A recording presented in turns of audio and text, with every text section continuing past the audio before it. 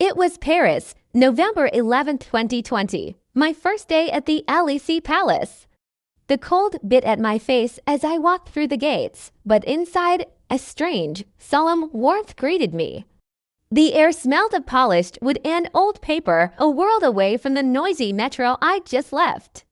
I was given a uniform, a simple, deep navy dress. Looking in the mirror, I wasn't Maya the cleaner anymore, or even Maya the Senegalese. I was just a small, anonymous part of this huge presidential machine. And honestly, it felt strangely safe. My job sounded simple. I had to check every single seat in the grand ballroom, the salle des fêtes, against a seating plan and a guest list. Every little detail had to be perfect. The first time I walked into that room, I just stopped and stared. Huge chandeliers bathed everything in gold like the carved wood, the velvet curtains. The silence was almost overwhelming. For a second, I just stood there, clutching the seating plan like it was my lifeline, wondering what my grandmother would think if she could see me here, right in the heart of French power. I felt so proud. So I started working, quietly moving from chair to chair, whispering the names and titles to myself. His Excellency, the President of the Republic of Senegal, right there in a place of honor. My country, my heart swelled, and then I looked up. Across the room, a door I thought was closed was slightly open. A man in a perfect dark suit walked out, talking quietly to an aide.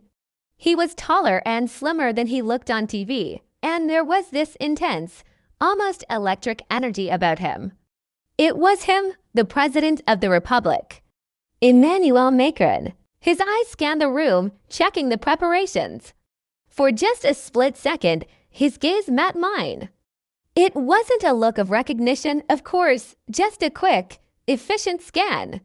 But in that tiny moment, his piercing blue eyes seemed to take in everything, including me. I immediately dropped my gaze, my heart pounding, pretending to be completely absorbed in my list. I felt his attention pass over me and move on. He kept talking and then disappeared through another door, just as quietly as he had arrived. I stood there, frozen, the paper trembling in my hands. The encounter was so brief, so impersonal, but it was real. I had crossed paths with the president in his home. The rest of my day was a blur of focused work, but that one moment changed everything. It was just the beginning of a story I could have never imagined. Stick around for part 2 to find out what happened next.